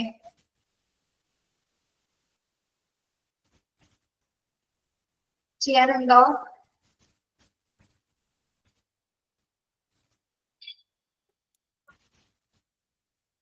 ഇല്ല. ഇനി ചെയ്തതാണോ? ഇല്ല, ചെയ്തിട്ടില്ല. ഞാൻ ഇപ്പൊ കേറിയുള്ളോ. എന്തായിരുന്നു ഇത്? നമ്മള് ഹാപ്പിയസ്റ്റ് ഡേ എന്നൊരു ആക്ടിവിറ്റി ചെയ്തിട്ടുണ്ടോ ലിനി? ഇല്ല. ലിനിയുടെ ലൈഫിൽ ഏറ്റവും ഹാപ്പിയസ്റ്റ് മൊമെന്റ് എപ്പോഴായിരുന്നു എന്നും നമ്മളോട് ഷെയർ ചെയ്യാം. ആ ഹാപ്പിയസ്റ്റ് മൂമെന്റ് ഇപ്പൊ നേരത്തെ പറഞ്ഞ പോലെ തന്നെ ഡെലിവറി തന്നെയാണ്. ഞാന് ബാംഗ്ലൂരായിരുന്നു, ജനിച്ചു വളർന്നൊക്കെ അവിടെ തന്നെയാ. പക്ഷെ കല്യാണം കഴിഞ്ഞിട്ട് ഞാൻ വർക്ക് ചെയ്തിരുന്നു ടീച്ചറായിട്ട്. അപ്പോ കല്യാണം കഴിഞ്ഞിട്ട് കണ്ടിന്യൂ ചെയ്തോളാൻ പറഞ്ഞു. അപ്പൊ ഞാനത് 2-3 months ആയപ്പോ ഞാൻ കെയറിങ് ആയി. അങ്ങനെ ഒരു 9 months വരെ അവിടെ തന്നെയായിരുന്നു, ജോലിക്ക് പോയിരുന്നു. അപ്പോ എന്റെ മമ്മിക്കാണെങ്കിൽ ഭയങ്കര ടെൻഷനാ. ഇത് ഈ പ്രഗ്നൻസി കാര്യങ്ങളൊക്കെ നോക്കാൻ ഭയങ്കര പേടിയാ. അപ്പൊ എന്റെ വല്യമ്മച്ചി ഇവിടെ ഹോസ്പിറ്റലിൽ വർക്ക് ചെയ്യുന്നുണ്ട്, സൺ മെഡിക്കൽസിൽ. അപ്പോ ഇവിടെ നാട്ടിലേക്ക് വന്നിട്ട് ഡെലിവറി ചെയ്യാം, എനിക്ക് ഇവിടെ ഉറപ്പില്ല എന്നൊക്കെ പറഞ്ഞിട്ട് മമ്മി. പിന്നെ ഒരേ മോളായതുകൊണ്ട് ഭയങ്കര കെയറിങ് ആയിരുന്നു എല്ലാവരും. അപ്പോ ഞങ്ങള് എന്നിട്ട് 9 months കഴിഞ്ഞപ്പോ അപ്പൊ ഞാൻ ചെക്കപ്പ് മൊത്തം അവിടെ തന്നെയായിരുന്നു. അപ്പൊ അവിടെ നമുക്ക് ഇവിടെ കൈയിട്ട് ഇത് ചെയ്യണ പോലത്തെ ഇതൊന്നും അവിടെ ഇല്ല, ടെസ്റ്റ് ചെയ്യണതൊന്നും ഇല്ല. അപ്പോ 9 months വരെ അങ്ങനത്തെ ഒരു പരിപാടി ഉണ്ടായിരുന്നില്ല. അത് കഴിഞ്ഞിട്ട് ഇവിടെ വന്നപ്പോ ലാസ്റ്റ് 9 monthന്റെ സ്കാനിങ് കഴിഞ്ഞിട്ടാണ് ഞാൻ ഇവിടേക്ക് വന്നത്. അത് കഴിഞ്ഞ് നെക്സ്റ്റ് ഇവിടെ വന്നിട്ട് ഹോസ്പിറ്റലിൽ പുതിയതായിട്ട് കാണിക്കുമ്പോൾ വീണ്ടും ചെക്ക് ചെയ്യണമെന്ന് പറഞ്ഞിട്ട് വീണ്ടും സ്കാൻ ചെയ്തു. അപ്പൊ തലേദിവസം ഞങ്ങളുടെ വെഡിങ് ആയിരുന്നു. അപ്പൊ വെഡിങ്ങിന്റെ ഡേ ഞങ്ങൾക്ക് ഉണ്ണി വന്നിരുന്നെങ്കിൽ ഞങ്ങൾക്ക് ഭയങ്കര സന്തോഷമായിരുന്നു. അപ്പൊ ഞാൻ ചേട്ടനോട് പറഞ്ഞു ആ ദിവസമായിരുന്നെങ്കിൽ നല്ലതായിരുന്നു. പക്ഷെ എനിക്ക് ഡേറ്റ് മെയ് 1, 2 ഒക്കെ ആയിട്ടായിരുന്നു. അപ്പൊ ഏപ്രിൽ 28 ഞങ്ങളുടെ വെഡിങ്. അപ്പൊ അന്നാണെങ്കിൽ ഹർത്താലായിരുന്നു. അപ്പൊ ഞങ്ങള് ഡോക്ടറെ കണ്ടിട്ട് നമുക്ക് നോക്കാം എന്നൊക്കെ പറഞ്ഞിട്ട് ഞങ്ങള് പോവാൻ നിൽക്കുമ്പോഴാണ് ഹർത്താല് ഇതായത്. അപ്പൊ പിന്നെ പിറ്റേ ദിവസമാണ് പോയത്, 29-ാം തീയതിയാണ് പോയത്. അപ്പൊ അന്ന് ജസ്റ്റ് ചെക്കപ്പിന് വേണ്ടിയിട്ട് പോയതാ. പക്ഷെ അവിടെ പോയി ഡോക്ടർ കൈയിട്ടോട് കൂടി എനിക്ക് ആകെ ടെൻഷനായി. ഇങ്ങനെ മേൽപോട്ട് ഇങ്ങോട്ട് കേറി വന്ന പോലെയൊക്കെ ആയി, ഭയങ്കര ടെൻഷനായി. പക്ഷെ അപ്പൊ കുഴപ്പമുണ്ടായില്ല. അത് കഴിഞ്ഞിട്ട് ഞാന് എല്ലാം കഴിഞ്ഞു, ഞങ്ങള് മരുന്നൊക്കെ മേടിച്ച് പുറത്തേക്ക് ഇങ്ങനെ വരാൻ നിൽക്കുമ്പോ എനിക്ക് ജസ്റ്റ് ഒരു ഗിഡിനെസ്സും ഇങ്ങനെ ഒരു മാതിരി ഞാന് ബ്ലൂയിഷ് ആയി തുടങ്ങി. അപ്പോ ഞാന് ടെൻഷൻ, അപ്പൊ ഞാൻ വേഗം മമ്മി എനിക്ക് തല കറങ്ങണ പോലെ ഉണ്ട് എന്ന് പറഞ്ഞു. അപ്പൊ അന്ന് വേഗം വാന്ന് പറഞ്ഞിട്ട് വേഗം വീൽചെയറൊക്കെ കൊണ്ടുവന്ന് എന്നെ കൊണ്ടുപോയി കയറ്റി. പക്ഷെ എനിക്ക് എന്താണ് സംഭവിക്കണെന്ന് അറിയില്ല, ഭയങ്കര പേടിയായി എനിക്ക്. ഒന്നാമത്തെ ഹോസ്പിറ്റലിൽ എന്ന് വെച്ചാൽ ഭയങ്കര ടെൻഷനുള്ള ആളാ ഞാൻ. ഈ ഇഞ്ചക്ഷനും കാര്യങ്ങളൊക്കെ ഭയങ്കര പേടിയാ. എന്നിട്ട് ലാസ്റ്റ് അവര് വേഗം ബേബിയുടെ ഹാർട്ട് ബീറ്റ് നോക്കാനായിട്ട് വായോ എന്നൊക്കെ പറഞ്ഞ് കൊണ്ടുപോയി. അപ്പൊ നോക്കിയപ്പോ ഹാർട്ട് ബീറ്റ് ഇല്ല, കുട്ടിക്ക് ഹാർട്ട് ബീറ്റ് ഇല്ല. അപ്പൊ തന്നെ അവര് പറഞ്ഞു ഇപ്പൊ തന്നെ ചെയ്യേണ്ടി വരും, സിസേറിയൻ ചെയ്യേണ്ടി വരും എന്ന് പറഞ്ഞു. അപ്പൊ ജാതി കരച്ചിലായി എല്ലാവരും. അയ്യോ കത്തി വെക്കണ്ട എന്റെ മോളുടെ എന്നിട്ട് മമ്മി ജാതി കരച്ചിലായിരുന്നു. ലാസ്റ്റ് ഇത് കോഡ് ചുറ്റിയിട്ടുണ്ട് എന്ന് പറഞ്ഞു. അപ്പൊ കുട്ടിയുടെ തലയിൽ കൂടെ കോഡ് ചുറ്റിയിട്ടുണ്ട്. അപ്പൊ എന്തായാലും എത്രയും വേഗം എടുക്കണം എന്ന് പറഞ്ഞിട്ട് ഡോക്ടർ ഇതാക്കി. അപ്പൊ വേഗം എന്നിട്ട് ഒരു 15 മിനിറ്റിന്റെ ഉള്ളില് തിയേറ്ററിലേക്ക് കയറ്റി. എന്നിട്ട് അങ്ങനെ സിസേറിയൻ കഴിഞ്ഞു. അങ്ങനെ പക്ഷെ അത്ര നേരം വരെ ടെൻഷൻ അടിച്ചു കരച്ചിലും. നമ്മളെ കൊണ്ടുപോകുമ്പോ ഭയങ്കര പേടിയും, എല്ലാവരും കൈ തന്ന് ടാറ്റ പറയുമ്പോ ഭയങ്കര പേടിയായിരുന്നു. എന്തിട്ടാവാ എന്നെ കൊണ്ടുപോയിട്ട്. പിന്നെ അകത്ത് കയറിയിട്ടും ടെൻഷൻ, കാരണം ഇവര് ചെയ്യണത് നമുക്ക് കുറച്ചല്ല മയക്കി കിടത്തുള്ളൂ. അപ്പൊ എനിക്ക് കാണാണ്ട്, ഇവരെല്ലാരും എനിക്ക് കാണാണ്ട് ചുറ്റും നിക്കണത് ഒക്കെ ആയിട്ട്. അപ്പൊ ടെൻഷൻ കൊണ്ട് ഞാനിങ്ങനെ ഇങ്ങനെ കേറി വരികയാണ് ബെഡില് എടുക്കുമ്പോ. അങ്ങനെ ലാസ്റ്റ് പക്ഷെ കുട്ടി വന്ന് കുട്ടീനെ കാണിച്ച് ഉമ്മ വെപ്പിച്ചപ്പോ ഭയങ്കര ഒരു സന്തോഷായിരുന്നു. കാരണം ചെക്കപ്പിന് പോയ ഞാൻ കുട്ടിയായിട്ടാണ് വരുന്നത്. അപ്പൊ അതൊരു വലിയൊരു ഹാപ്പിയസ്റ്റ് മൊമെന്റ് ആയിരുന്നു എനിക്ക്. Thank you Rini.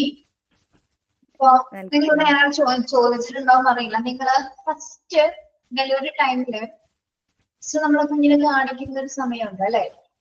കാണിക്കുന്ന സമയത്ത് കുട്ടിയുടെ ഫേസ് അല്ലെ, അപ്പോഴാണ് നമ്മൾ ഫസ്റ്റ് ഓഫ് ഓൾ ആണ് കാണുന്നത്.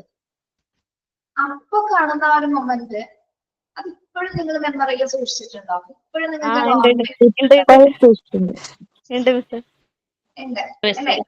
ഇപ്പോഴും ഓർത്തെടുക്കാൻ പറ്റും അല്ലെ ആ ഒരു ഫേസ്?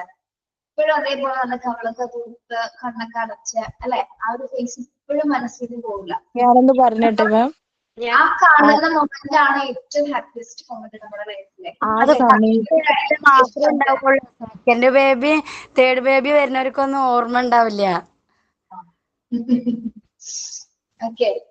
നമുക്ക് ഫസ്റ്റ് തന്നെ ഓർമ്മയുണ്ടാവില്ലല്ലോ, എങ്ങനെയായിരിക്കും അതെന്നൊന്നും അറിയില്ലല്ലോ. അത്രയും വേദന സഹിച്ചിട്ട് നമ്മള് ആ കുഞ്ഞിന്റെ മുഖം കാണുമ്പോ തന്നെ കറക്റ്റ് ആയിട്ട് അറിയാൻ പറ്റും. പെയിനാണെങ്കിൽ പോലും നമുക്ക് ആ ഒരു ഫസ്റ്റ് സമയത്ത് ആ ഒരു മുഖം മറക്കിയിട്ടുണ്ട് അല്ലെ. കുറെ പേരുടെ ഓർമ്മയിൽ അതിപ്പോ നിൽക്കുന്നുണ്ടാവും. പക്ഷെ സിസേറിയൻ കഴിഞ്ഞവർക്ക് സർവേഷനൊക്കെ കഴിഞ്ഞ് ചിലപ്പോ സമയം എടുക്കും അല്ലെ ഓർത്തെടുക്കാനായിട്ട്.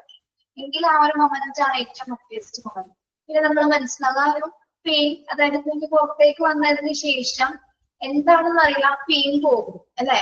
പുറത്തേക്ക് വന്ന ആ ഒരു മൊമെന്റിൽ ആ പെയിൻ അങ്ങ് ഇല്ലാതാവുകയാണ്.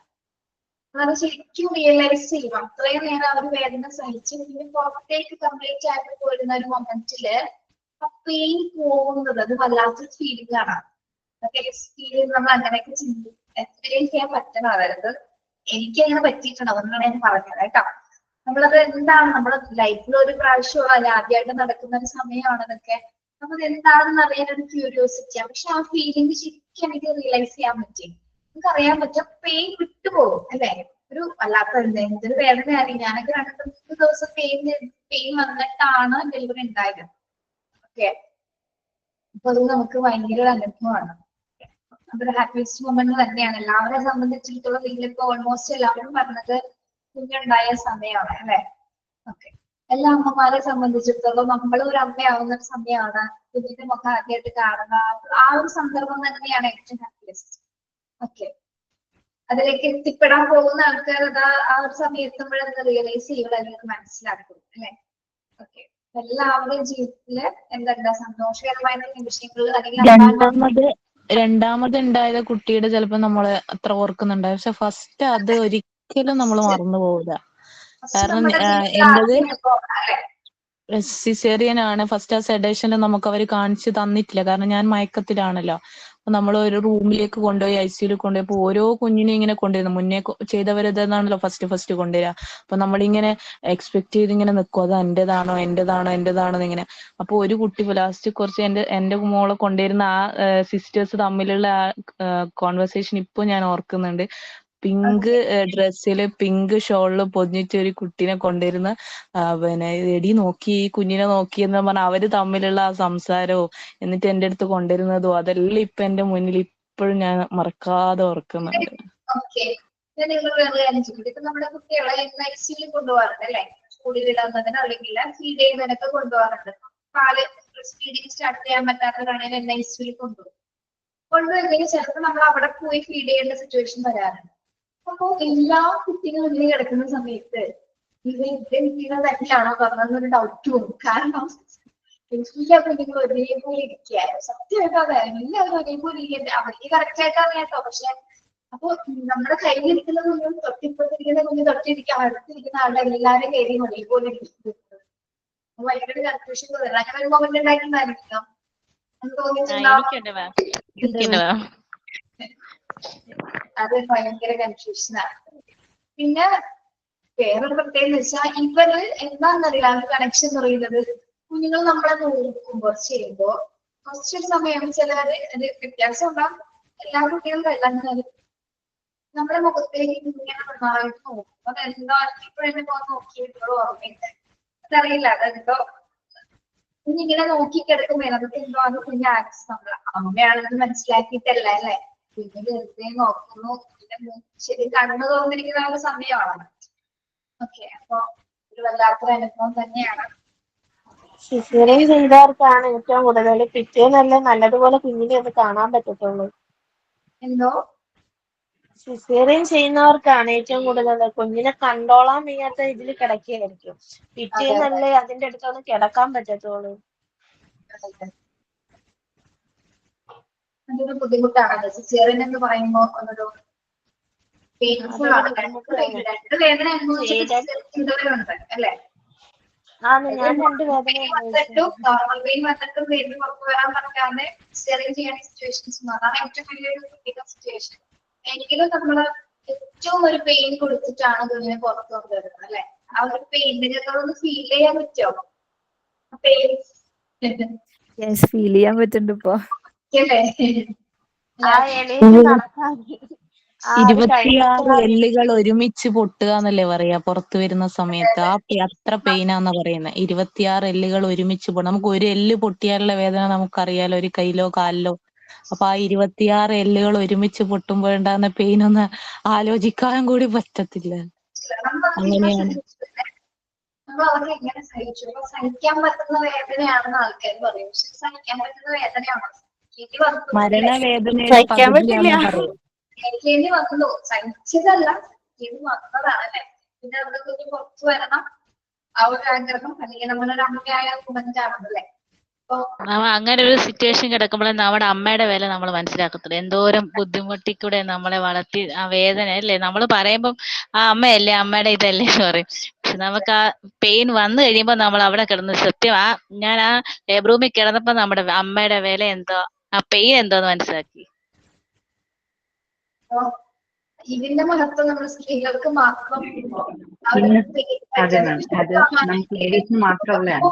പക്ഷെ നമ്മളിപ്പോ ഈസി ചെയ്യാനായിട്ട്, നമ്മുടെ ലൈഫ് ഇപ്പൊ ഇത്തിരി ഈസി ആക്കാനായിട്ട് എന്താ പറയണ്ടേ, പെയിൻലെസ് ആയിട്ടുള്ള ഡെലിവറിക്ക് വേണ്ടിയിട്ടുള്ള ഇഞ്ചക്ഷൻ ഒക്കെ ചെയ്യുന്നുണ്ട്. കാരണം ഇത്രയും ലേഡീസ് പെയിൻഫുൾ ആയിട്ട് സഹിച്ചെടുത്ത് പിന്നെ ആ തിയേറ്ററിൽ നിന്ന് ഇറങ്ങിയിട്ട് പിന്നെ കുഞ്ഞുമായിട്ട് പിന്നെ നമ്മള് ആ ക്യാരി ഓൺ ചെയ്യേണ്ട ആ ഒരു കണ്ടീഷൻ കാരണം ഇപ്പൊ ഇങ്ങനെയുള്ള മെഡിസിൻസ് ഒക്കെ കണ്ടെത്തി തുടങ്ങിയിട്ടുണ്ട്. പക്ഷെ പെയിൻഫുള്ളി മെഡിസിൻ കഴിക്കാതെ വ്യക്തമായോ ക്യാൻസർ ആണ് ഈ ഒരു പെയിൻ അല്ലേ? നമുക്കത് വേണം ശരിക്കും. ആ ഒരു പെയിനിലൂടെയാണ് കുഞ്ഞ് വരുമ്പോഴാണ് ശരിക്കും ബന്ധം.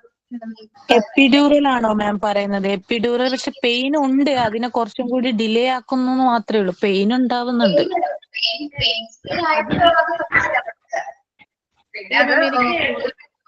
മറ്റു രാജ്യങ്ങളിലേക്ക് ചിലപ്പോൾ ഡെവലപ്പ് ആയിട്ടുണ്ടായിരുന്നു. പക്ഷെ നമ്മുടെ എങ്കിലും അത് പെയിൻ ഉണ്ടായിരിക്കും. എങ്ങനെ ചെയ്താലും മാം എനിക്ക് രണ്ടാമത്തെ ഡെലിവറി എപ്പിഡ്യൂറൽ എടുത്തിട്ടുണ്ടേ. ശരിക്കും പറഞ്ഞാൽ നമുക്ക് ആ സ്റ്റാർട്ടിങ്ങിലുള്ള കൺട്രാക്ഷൻ കുറയ്ക്കുന്നേ ഉള്ളു. അറ്റ് പ്രസന്റ് ആ പീക്ക് പോയിന്റ് ആകുമ്പോ അവർ ഓഫ് ചെയ്യും അത്.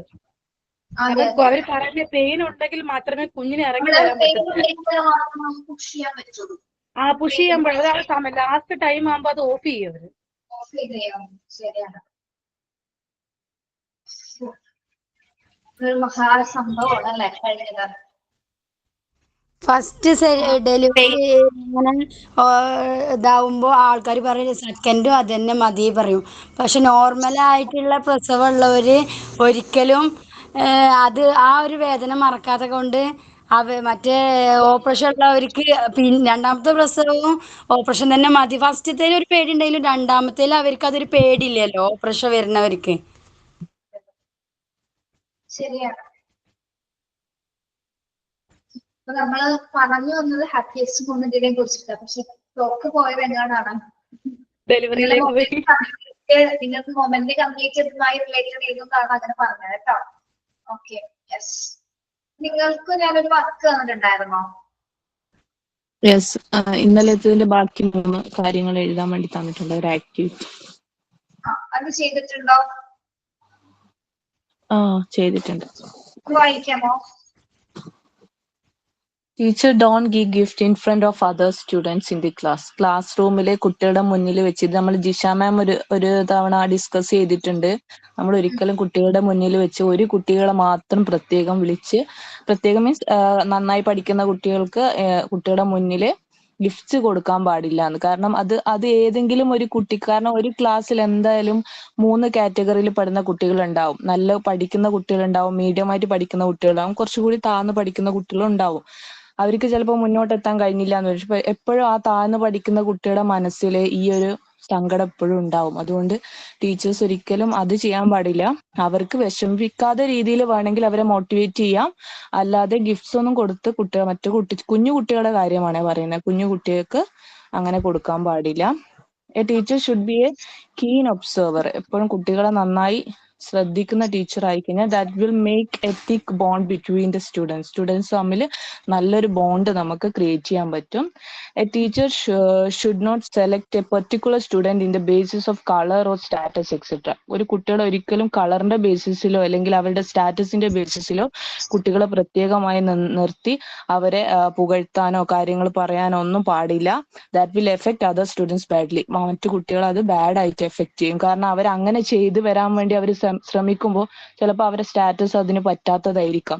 എൻ്റെ മോനും പഠിക്കുന്ന സ്കൂളിൽ എനിക്ക് ഏറ്റവും ഇഷ്ടപ്പെട്ട കാര്യം അതാണ്. കാരണം അവര് കുഞ്ഞു കുട്ടികളിലെ പ്രത്യേകിച്ച് 5 വരെയുള്ള കുട്ടികളിൽ ഒരിക്കലും അവര് നെയ്ച്ചോറ്, ഇറച്ചികൾ അങ്ങനത്തെ കാര്യങ്ങൾ കൊണ്ടുവരാൻ അവർ അലൗഡ് ചെയ്യുന്നില്ല. കാരണം എന്ന് വെച്ച് കഴിഞ്ഞാല് അത് ഇപ്പോഴത്തെ സിറ്റുവേഷനിൽ ചിലപ്പോൾ മോസ്റ്റ് ഓഫ് ദ സ്റ്റുഡൻസിന് അത് കൊണ്ടുവരാൻ പറ്റുമായിരിക്കും. പക്ഷെ അതിലും ഉണ്ടാവും എക്സെപ്ഷണൽ കേസസ് ഉണ്ടാവും. നമുക്ക് അറിയാൻ പറ്റാത്ത സ്റ്റുഡൻസ്, അത് കൊണ്ടുവരാൻ പറ്റാത്ത സ്റ്റുഡൻസ് ഉണ്ടാവുന്ന ആ കുട്ടികളെ പോലും കൺസിഡർ ചെയ്തിട്ടാണ് എൻ്റെ മോള് പഠിക്കുന്ന സ്കൂളിലെ അവര് പ്രിൻസിപ്പൽസ് തീരുമാനിച്ചിട്ടുള്ളത് ഒരിക്കലും കൊണ്ടുവരാൻ പാടില്ല.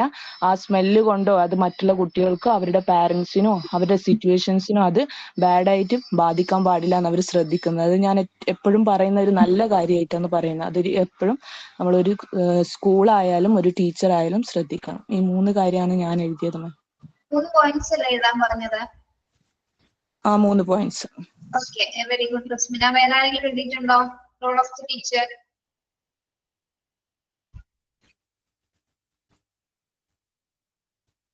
എഴുതിയിട്ടുണ്ടോ? മറന്നുപോയോ? ഞാൻ എഴുതിയിട്ടുണ്ട് മാം. ആ, വായിക്കും. അത് ഒന്ന് മലയാളത്തിലാണ് എഴുതിയത്. ഓക്കെ. വിദ്യാർത്ഥികളെ പഠനത്തിലേക്കും അറിവിലേക്കും നയിക്കുന്നവനായിരിക്കണം ഒരു അധ്യാപകൻ. 2, ലക്ഷ്യങ്ങൾ നേടാൻ പ്രചോദനവും ഉത്സാഹവും നൽകണം. 3, അധ്യാപകന്റെ ജീവിത മാതൃക കുട്ടികളുടെ ജീവിതകാലം മുഴുവൻ വഴികാട്ടിയായി തീരണം. Okay, yes, very good. വേറെ ആരെങ്കിലും എഴുതിയിട്ടുണ്ടോ?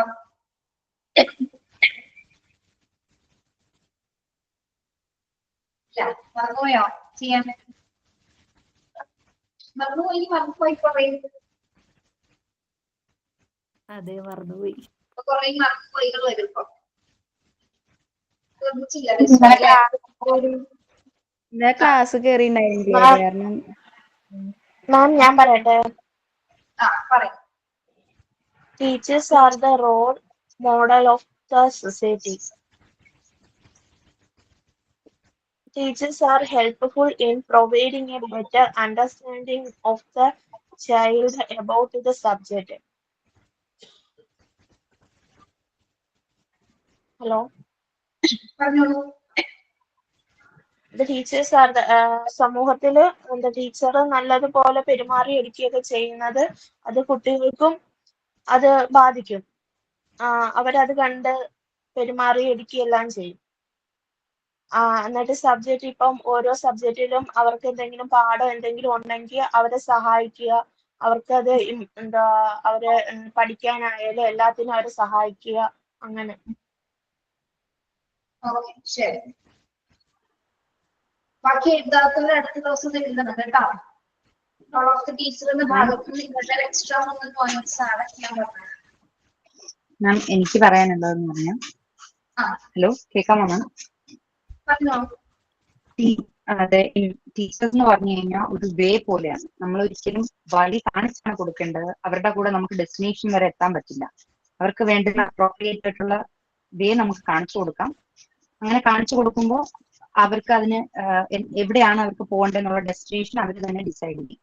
അത് ഫസ്റ്റ് പോയിന്റ് ആയിട്ട് ഞാൻ പറയാൻ ആഗ്രഹിക്കുന്നു. ടീച്ചേഴ്സ് ആയ അങ്ങനെ ആയിരിക്കണം. അത് മാത്രമല്ല, സെക്കൻഡ്ലി എല്ലാ ടീച്ചേഴ്സും കുട്ടികളുടെ മനസ്സിൽ അവരെടുക്കുന്ന സബ്ജക്റ്റിൽ ഒരു ലൈറ്റ്നെസ് കൊണ്ടുവരാൻ നോക്കണം. അതിപ്പം പ്ലേഫുൾ രീതിയിലായിരുന്നാലും അല്ല കുറച്ച് സ്ട്രിക്റ്റ് ആയാലും കുഴപ്പമില്ല, ചിലപ്പോൾ കുറച്ച് ജോളി ആവാം, അങ്ങനെ പല പല രീതിയിൽ നമുക്ക് എടുക്കാം. പക്ഷെ അവര് ഒരിക്കലും നമ്മളെ ഹേറ്റ് ചെയ്യുന്ന രീതിയിലാവരുത്. കാരണം ഒരു ടീച്ചറിനെ നമ്മൾ ഹേറ്റ് ചെയ്യാന്ന് പറഞ്ഞാൽ ആ സബ്ജക്റ്റിനെ തന്നെ സ്റ്റുഡൻസ് ഹേറ്റ് ചെയ്ത് തുടങ്ങും. അത് സെക്കൻഡ് കാര്യം. അതുപോലെ തന്നെ എല്ലാ സ്റ്റുഡൻസിനും ഈക്വൽ ആയിരിക്കണം. അല്ലെങ്കിൽ ഒരു കൂടുതലായിട്ട് പഠിക്കുന്ന ഒരു സ്റ്റുഡന്റ് അല്ലെങ്കിൽ ഒരു ഡൗൺ ആയിട്ട് പഠിക്കുന്ന സ്റ്റുഡന്റ്, ഈ രീതിയിലായിരിക്കരുത് കൺസിഡർ ചെയ്യേണ്ടത്. ഏത് സ്റ്റുഡന്റ് ആയിരുന്നാലും ആ ക്ലാസ് ഇരിക്കുമ്പോൾ ആ മാമിന് അല്ലെങ്കിൽ ഒരു ടീച്ചറിന് ആ ഒരു സ്റ്റുഡൻസ് മൊത്തം കംപ്ലീറ്റ് ആയിട്ടും ഒരുപോലെ ആയിരിക്കണം. അതുപോലെ എന്തും കാര്യം വന്ന് പറയാനുള്ള ഫ്രീഡം കൊടുക്കുന്ന ഒരു ടീച്ചർ ആയിരിക്കണം, അല്ല ഒരു സാറായിരുന്നാലും ടീച്ചറായിരുന്നു. Thank you. Very good. ഇപ്പൊ എന്തിനാലും എത്രയൊക്കെ ക്വാളിറ്റീസ് ഒരു ടീച്ചറിന് ഉണ്ടെന്ന് പറഞ്ഞാലും, അല്ലെങ്കിൽ എന്തൊക്കെ സ്കിൽ ഉണ്ടെന്ന് പറഞ്ഞാലും, ക്വാളിറ്റി അല്ല സ്കിൽ ഉണ്ടെന്ന് പറഞ്ഞാലും, ശരിക്കും ഒരു യഥാർത്ഥ അധ്യാപകൻ ഇതെല്ലാം കാണിക്കാൻ പറ്റുന്നത് എങ്ങനെ ഒരു അധ്യാപകനാകുമ്പോൾ മാത്രമാണ്. സ്നേഹമുള്ള ഒരു അധ്യാപകനാകുമ്പോൾ മാത്രം, അല്ലെ? കുട്ടികളെ സ്നേഹിക്കാൻ കഴിയണം, അല്ലെ? ആ ഒരു ടെൻഡൻസി അല്ല, സ്നേഹം ഉള്ളിൽ നിന്ന് വരുന്ന രീതിയിൽ, അല്ലെങ്കിൽ നമുക്ക് നമ്മുടെ കുട്ടികളെ സ്നേഹിക്കാൻ കഴിയുന്ന ആ ഒരു മനസ്സുണ്ടെങ്കിൽ മാത്രമേ നമുക്ക് അവരെ നല്ല രീതിയിൽ പഠിപ്പിക്കാനും അവരോട് എന്ത് കാര്യം ചെയ്യണമെങ്കിലും ആത്മാർത്ഥമായിട്ടുള്ള ഒരു സ്നേഹം ഉണ്ടായിരിക്കും. അത് തന്നെയാണ് ഏറ്റവും വലിയൊരു കണ്ടന്റ്. അല്ലാതെ നമുക്ക് എന്തിനെങ്കിലും വേണ്ടിയിട്ട് പഠിപ്പിക്കുന്നത് പോലെ പഠിക്കാൻ ആർക്കും പറ്റും. പക്ഷെ സ്നേഹത്തോടു കൂടിയുള്ള അറിവ് പകർന്നു കൊടുക്കുന്നതും, അല്ലെങ്കിൽ കുട്ടികളെ ചേർത്ത് പിടിക്കുന്നത്, അവരുടെ കൂടെ നിൽക്കുന്നത്, അവരുടെ വീഴ്ചയിലും ഉയർച്ചയിലൊക്കെ നമ്മൾ ഒരുമിച്ച് അവരൊപ്പം നിൽക്കാൻ പറ്റുന്നത് എന്തുകൊണ്ടാണ്? നല്ലൊരു സ്നേഹം ഉള്ളിലുണ്ടായിരുന്നത്, അല്ലെ? ആ ലവ് ആൻഡ് കെയർ ഓഫ് കൊടുക്കാൻ പറ്റുമ്പോൾ മാത്രമാണ് നല്ലൊരു അധ്യാപകനായി തീരുന്നത്. അതാണ് ഏറ്റവും ഇമ്പോർട്ടന്റ്. അത് കഴിഞ്ഞിട്ടാണ് ബാക്കി എല്ലാ കാര്യം. ഇത് ആദ്യം വേണം, ഈ ഒരു ക്വാളിറ്റി ആദ്യം വേണം. എങ്കിൽ മാത്രമേ നമുക്ക് കുട്ടികളെ എങ്ങനെ വേണമെങ്കിൽ ആ ഒരു സ്നേഹം കൊടുക്കുകയാണെങ്കിൽ എന്താണ് തിരിച്ച് നമുക്കത് ലഭിക്കും. നമ്മൾ ഒരിക്കലും തിരിച്ച് കിട്ടാൻ വേണ്ടിയിട്ട് കൊടുക്കരുത്, മാക്സിമം അങ്ങോട്ട് കൊടുക്കാൻ നോക്കണം. അപ്പൊ അതില് ആത്മാർത്ഥത കണ്ടിട്ട് കുട്ടികൾ തന്നെ തിരിച്ച് നമ്മളോട് എന്താണ് ആ ഒരു ബിഹേവിയർ പിന്നീട് കാണിച്ചു തുടങ്ങും. ആ ഒരു അറ്റാച്ച്മെന്റ് തന്നെ രൂപപ്പെട്ട് വരുന്നതാണ്. ഓക്കെ, അപ്പൊ മാക്സിമം നമ്മൾ അറിവിനേക്കാൾ കൂടുതൽ അറിവ് കൊടുക്കുന്നതിന് മുൻപായിട്ട് അവരെ സ്നേഹത്തോടെ പരിചരിക്കാനായിട്ട് നമുക്ക് ആകാൻ സാധിക്കും. അത് തന്നെയാണ് ഏറ്റവും ഇമ്പോർട്ടന്റ് ആയിട്ടുള്ളത്. second parent teachers is the second parent of the student. Teachers second parent ആണ്. ചില സന്ദർഭങ്ങളില് അമ്മയെയും അച്ഛനേക്കാളും അവരെക്കാൾ കൂടുതൽ അധ്യാപകർ ഇഷ്ടപ്പെടുന്ന കുട്ടികളുണ്ട്. അതായത് ടീച്ചറിന്റെ കൂടെ വീട്ടിൽ പോകണമെന്ന് പറഞ്ഞ് വാശി പിടിക്കുന്ന കുട്ടികൾ വരെ ഉണ്ട്. ടീച്ചറിന്റെ കൂടെ ടീച്ചർ മതി എന്നുള്ള ആൾക്കാരുണ്ട്. അപ്പൊ എന്തുകൊണ്ടാണ് കുട്ടികൾക്ക് എന്റെ മോന്റെ LKG ടീച്ചേഴ്സിനെ കുറിച്ച് എനിക്ക് പ്രൗഡ് ഉണ്ട്. കാരണം ഒരു പനി വന്ന മോനെ കിടന്നാൽ പോലും രാത്രി പറയും വോയിസ് ഇടണം, ടീച്ചർക്ക് വോയിസ് ഇടും, എന്താ എടുത്തേന്ന് ചോദിക്കണം പറയും. അതുപോലെ അതിന്റെ തിരിച്ചുള്ള വോയിസ് കേൾക്കാൻ നല്ല രസാ. മോനുട്ട ഇന്ന് ടീച്ചർ ഇതാണേ പഠിപ്പിച്ചത് കേട്ടോ എന്ന് പറഞ്ഞ് ഭയങ്കരമായി സോപ്പിട്ട് ഭയങ്കര സ്നേഹത്തോടെ സംസാരിക്കും. കേൾക്കാൻ തന്നെ നല്ല രസാ തിരിച്ചു പറയുന്നത്. അതപ്പോ മനസ്സിലാക്കാം അല്ലെ, മോനോട് കൊടുത്ത സ്നേഹം കൊണ്ടാണ് ടീച്ചറിനെ എനിക്ക് അസുഖമാണെന്ന് പറയണമെന്ന് പറഞ്ഞ് നമ്മളെ കൊണ്ട് അത് ചെയ്യിപ്പിക്കുന്നത് അല്ലെ. അപ്പൊ ടീച്ചർ അത്രയ്ക്ക് അവർക്ക് പ്രിയപ്പെട്ടതാണ്. അതുകൊണ്ട് തന്നെയാണ്. അപ്പൊ നിങ്ങൾ എല്ലാവരും അതേപോലെ പ്രിയപ്പെട്ട ടീച്ചേഴ്സായി മാറണം. പിന്നെ നിങ്ങളുടെ കയ്യിൽ ആവശ്യത്തിന് സ്നേഹം ഉണ്ടെന്ന് അറിയാം, അത് കൊടുക്കാൻ പറ്റണം, നല്ല രീതിയിൽ കുട്ടികൾക്ക് കൊടുക്കാൻ പറ്റണം. അതോടൊപ്പം തന്നെ നമ്മളുടെ രീതിയിൽ അവരെ അതായത് വിജയത്തിന്റെ പടിയിലേക്ക് ഉയർത്തിക്കൊണ്ടുവരാൻ നമ്മൾ അറിവ് പകർന്നു കൊടുക്കണം അല്ലെ. സ്നേഹത്തോടൊപ്പം കൊടുക്കേണ്ടതാണ് അറിവ്. അപ്പൊ നല്ല രീതിയിൽ പകർന്നു കൊടുക്കാനായിട്ട് നിങ്ങൾക്ക് ഓരോരുത്തരും പറ്റുമെന്നാണ് എന്റെ ധാരണ മാത്രമല്ല, നിങ്ങൾക്ക് അതിനുള്ള കാപ്പബിലിറ്റീസ് എല്ലാവർക്കും ഉണ്ട്. ഓക്കെ, അപ്പൊ അങ്ങനെയുള്ള ഒരു അധ്യാപികയായിട്ട് മാറാനായിരിക്കണം നമ്മൾ ശ്രമിക്കേണ്ടത്. ഓക്കെ, കണ്ടന്റ് നമുക്ക് എങ്ങനെ വേണമെങ്കിലും പഠിപ്പിക്കാം അല്ലെ. കുട്ടികളെ കണ്ടന്റ് എങ്ങനെ വേണമെങ്കിലും പഠിപ്പിക്കാം. കുട്ടികൾ എന്താണ്, ജീവനോജസ്സുള്ള വ്യക്തികളാണ്. പക്ഷെ മനോ അല്ലെങ്കിൽ ജീവനില്ലാത്ത വസ്തുക്കളല്ല, ജീവനുള്ള വസ്തുക്കളെയാണ് നമ്മൾ, അല്ലെങ്കിൽ വസ്തുക്കളായവർ പോലും അല്ല, നമ്മളും അവരും ഒക്കെ ഒന്നാണെന്നുള്ള രീതിയിലൊരു ടോമറിൽ നമുക്ക് പഠിപ്പിക്കുകയാണെങ്കിൽ എന്താണ് എല്ലാം വളരെ രസകരമായിരിക്കും. അവരുടെ സ്കൂൾ കാലഘട്ടം നല്ല ദിവസങ്ങൾ നമുക്ക് അവർക്ക് കൊടുക്കാൻ പറ്റും അല്ലെ. അവരുടെ ഓർമ്മയിൽ എന്നും ബാല്യകാലഘട്ടത്തിലെ അധ്യാപികയും അല്ലെങ്കിൽ അധ്യാപകരോളം അത് നമുക്ക് കൊടുക്കാൻ കഴിയണം. അതാണ് ഏറ്റവും ഇമ്പോർട്ടന്റ് എന്ന് പറയുന്നത്. ഓക്കെ, നമുക്ക് വൈൻഡപ്പ് ചെയ്യാം. ഇനി ഓണമൊക്കെ കഴിഞ്ഞിട്ടാണ് നമ്മൾ കാണുന്നത് അല്ലെ. നെക്സ്റ്റ് മൺഡേ ആയിരിക്കും ഇനി കാണുന്നത്. എല്ലാവർക്കും ഹൃദയം നിറഞ്ഞ ഓണാശംസകൾ ഒന്നും പറയാണ്.